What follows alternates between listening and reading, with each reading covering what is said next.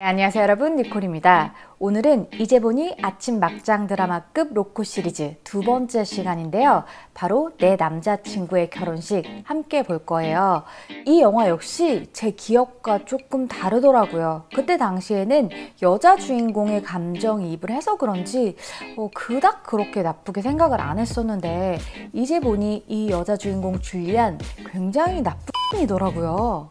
She's not bad, she's just in love. 또 오늘 등장하는 영화 대사가 굉장히 유용한 표현들 많거든요. She's toast. He's got you on a pedestal. She double-crossed me! 꼭 끝까지 봐주시고 제가 여러분들이 이 영화 대사 부분을 반복해서 복습할 수 있도록 인스타그램에 대사 부분만 올려놨습니다. 저런 표현이 있구나 하고 그냥 넘어가지 마시고 반복해서 계속 익히셔서 내가 사용할 수 있는 영어 표현으로 만드는 거 아시죠? 이 영화의 시작은 줄리안이 남사친 조지에게 마이클에 관한 이야기를 하는 것으로 시작합니다. 조지와 식사하는 도중에 마이클이 할 얘기가 있다고 음성을 남겼기 때문인데요. 마이클은 줄리안과 대학 시절부터 9년째 친구 사이입니다. 물론 중간에 한 달 정도 사귀긴 했거든요. 근데 한 달밖에 못 사귄 이유는 줄리안이라는 캐릭터 자체가 관계를 좀 어려워하고 부담스러워 한다는 설정이에요. 그 이후로 마이클과 줄리안은 마치 소울메이트처럼 100% 지냈거든요. 이 둘 사이에 약속한 게 있었어요. 우리 28살 때까지 싱글이라면 우리끼리 그냥 결혼하자, 이런 약속이요. 실제로 많은 드라마에서도 이런 장면이 응용되기도 하고 또 실제 주변에 이런 약속하는 남사친, 여사친들 많이 보이거든요. 이 영화 이후로 이런 약속들이 시작되었다고 하네요. 여기서 다시 관계 정리를 해보자면 현재 남사친 베프는 조지, 과거 남사친 베프는 마이클. 현재는 멀리 떨어져 살기 때문에 아무래도 조지와 좀 더 친하게 지내고 있어요. My best friend these days and you've been busy. 아무튼 이 얘기를 조지한테 하자 조지는 야, 너네 지금 28살이잖아. 혹시 음성 남긴 거 결혼하자고 하는 거 아니야? 그러자 줄리안은 굉장히 부담을 느끼면서 마이클에게 전화를 해야 될까 말아야 될까 고민하다가 결국 전화를 하게 되는데 마이클의 반응은 자기가 현재 만나는 사람이 있고 이번 주 일요일 날 결혼식을 한다고 초대한 거였어요. Jules, we're getting married this Sunday.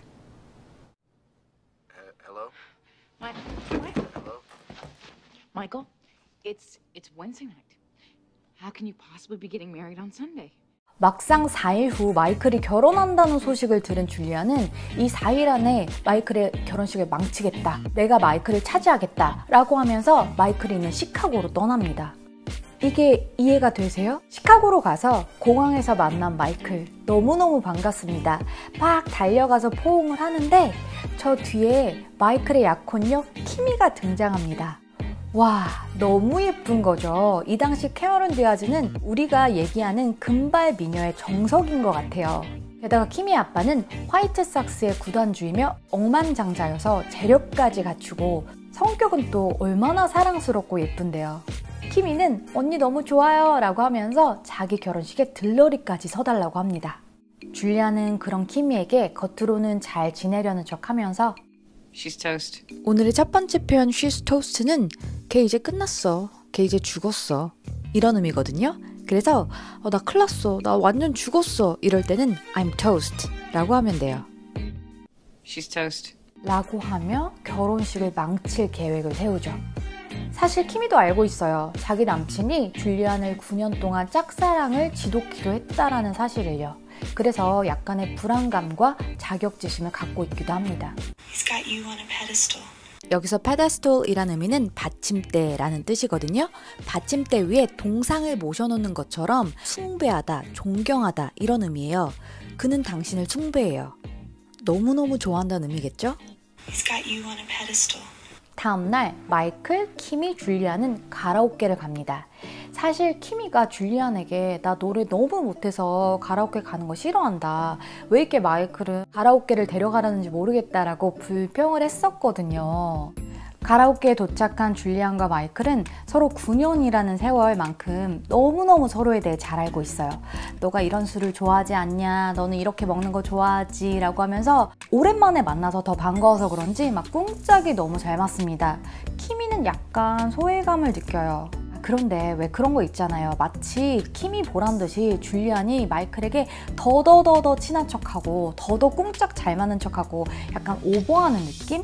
어떻게 보면 정말 여우죠. 이렇게 보는 사람 입장에서는 줄리안을 나쁜 여우로 생각할 수 있잖아요. 이 영화가 얼마나 센세이셔널하고 또 인기가 있었는지 피플지 주간으로 이 4명의 배우들을 다시 불러모아서 촬영도 하고 영화에 대한 인터뷰를 다시 진행하기도 했었습니다. You just had to hate her. I never thought that. Yeah. What? She's not bad. She's just in love. 마이클은 가라오케에서 또 눈치도 없이 여친에게 너 노래하라고 막 부추깁니다. 그래서 구원의 눈길을 줄리안한테 이렇게 보내니까 줄리안은 킴이 노래 못해, 노래하는 거 싫어해, 그렇게 하지 마 라고 하다가 갑자기 Ladies and gentlemen, please give it up for the dazzling vocal stylings of Miss Kimberly Wallace. 정말 못됐죠. 이 영화는 예전에 봤지만 내용은 다 잊어버렸었는데 이 노래하는 장면은 굉장히 충격적이었는지 기억이 나더라고요. Myself, I'm so used to doing everything for you. 너무 예쁜 외모와는 달리 엄청난 음치인 키미의 노래에 다들 분위기가 가뿐싸대지만 그래도 꿋꿋하게 끝까지 부르는 러블리한 키미의 매력에 다들 매료됩니다.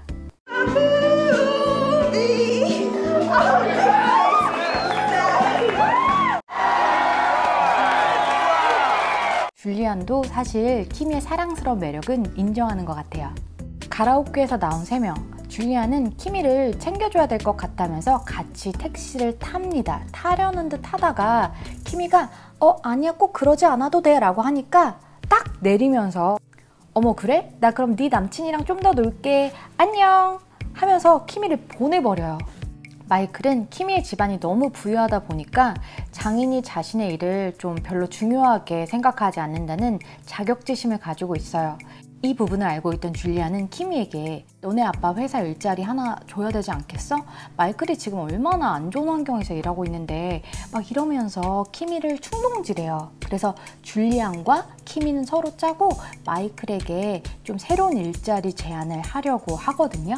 보나마나 마이클은 이 부분에 대해서 자격지심을 갖고 있었는데 이 얘기를 듣자마자 불같이 화냅니다.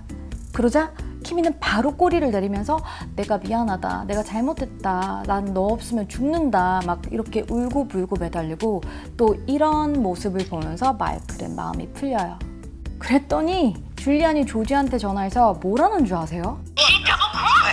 왜 우리가 맹세라고 할 때 가슴에 십자가, 크로스를 긋잖아요. 근데 더블 크로스, 이중으로 약속을 한 거니까 걔 나 배신했어. 이런 의미가 되는 거죠. 이게 배신인가요? 이 전화를 받고 조지는 줄리안에게 비행기를 타고 달려옵니다.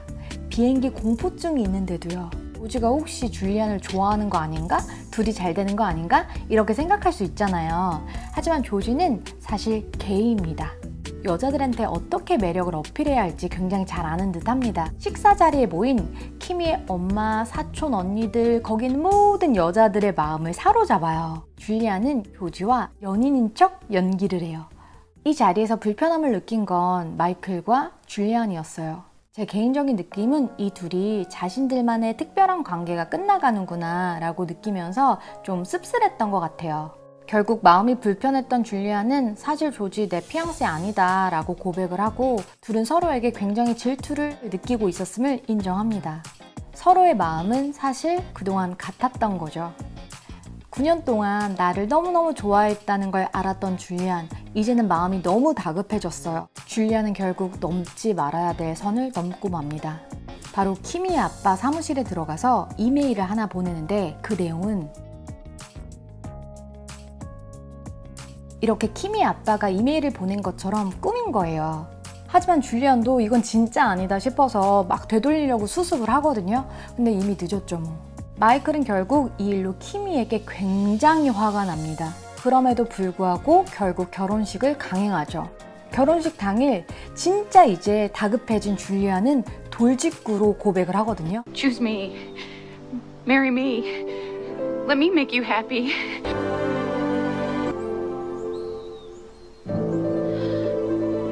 하는 장면을 본 키미는 울면서 달려가고 그 뒤를 마이클이 뒤쫓고 그 뒤를 줄리안이 뒤쫓아요.